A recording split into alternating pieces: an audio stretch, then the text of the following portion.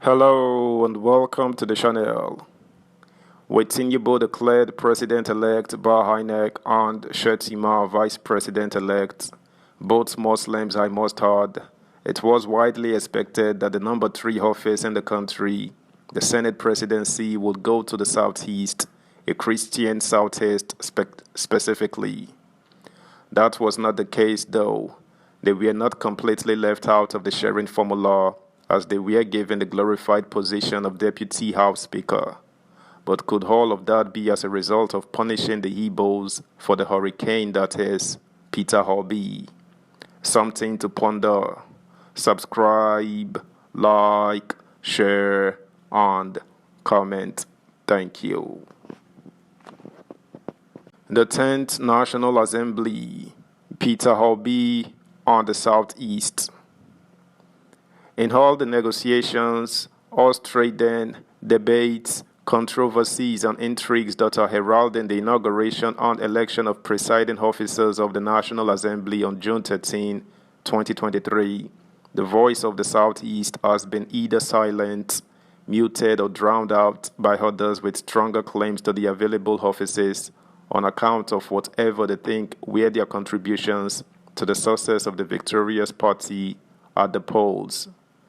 The reason for this is not just about denying the Southeast a seat at the table.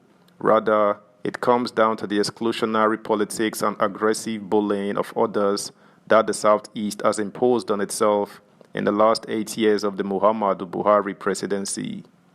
All of these came to a head with the presidential election of 2023 that saw the region placing all its eggs in the political basket of one man, Peter Obi, and his newfound platform, Labour Party, LP. Since the late former Vice President Alex Ekweme and ex-Biafran leader Dim Emeka Ojukwu led the way in the Third Republic, the political home of the people of Southeast have been the People's Democratic Party, PDP, and the All Progressives Grand Alliance, HABGA. These have been the two dominant political parties on which the Southeast has anchored its hopes of steering the ship of the Nigerian state, both at the state and national levels. At the state level, especially in Anambra, ABGA has been formidable. It is largely a regional or perhaps more appropriately a local party that anyone hoping to be governor in Anambra must belong in. But in engaging national stakeholders and playing politics across inter-regional and inter-ethnic lines, the PDP has been the handmaiden of the Southeast. It is the go-to party for Easterners who desire more than a mere fighting chance for the realization of their political ambition. That was and has largely remained the case until the middle of 2022, when Peter Obi, in deference to the desire of the Igbo not to play second fiddle politics, left the PDP in a huff as the heat became unbearable and it dawned on him that he could not be the flag bearer of the party in the presidential election that held in February 2023. Obi, not willing to be Abubakar Atiku's running mate a second time, made LP a moribund platform and placeholder of political journeymen in transit to a final place of rest, his preferred table. His was far from an original move. Many politicians before him had done the same thing in times of personal crisis. They use and dump the party as the opportunity presents itself.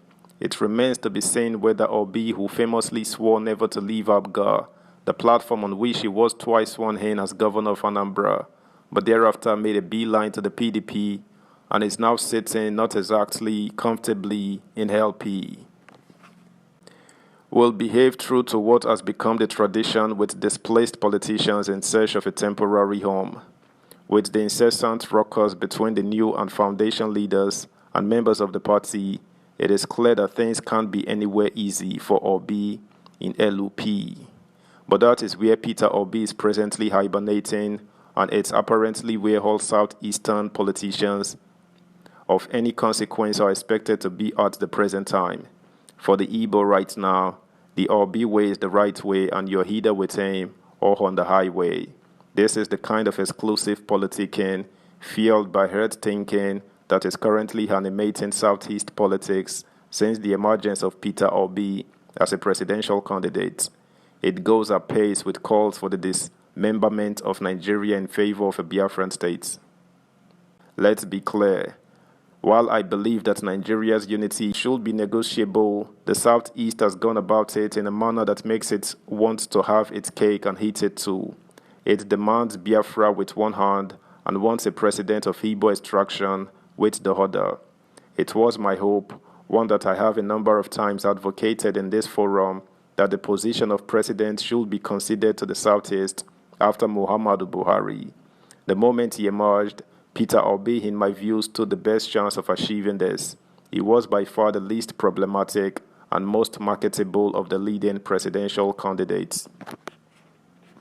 His marketability was, however, undermined right from the beginning, perhaps even before the primaries, by the very people that appeared most sold on it, his so-called obedient supporters, who are no doubt overwhelmingly Igbo, which is not saying that there is something wrong with that per se, yet it did foreshadow the identitarian politics that has been Obi's most defining attribute.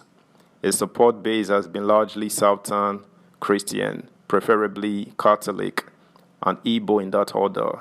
Some of these he can't help, but he has deliberately and mischievously rode on all of them on the road to his eventual emergence as one of the three frontliners of the just concluded elections.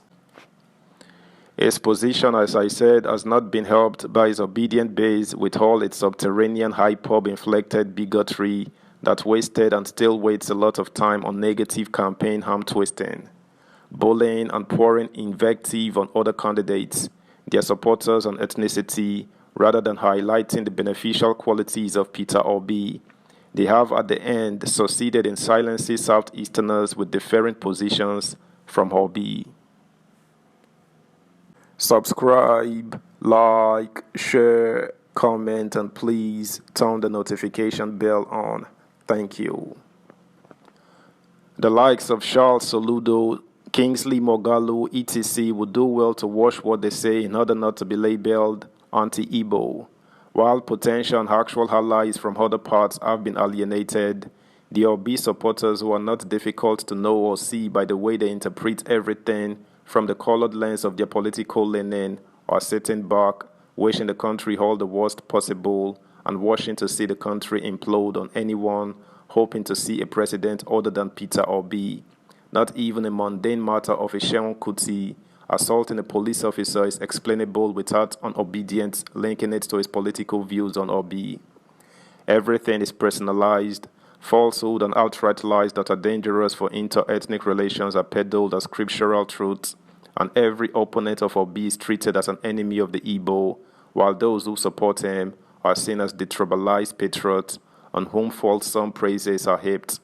It is this kind of aggressive and insular politics that is making the Southeast an onlooker in the current struggle for the leadership of the National Assembly, where the Northwest is inappropriately angling for two principal positions. The Southeast must introspect and reposition beyond its base. That's the news, guys. Thanks for listening. Until next time, bye.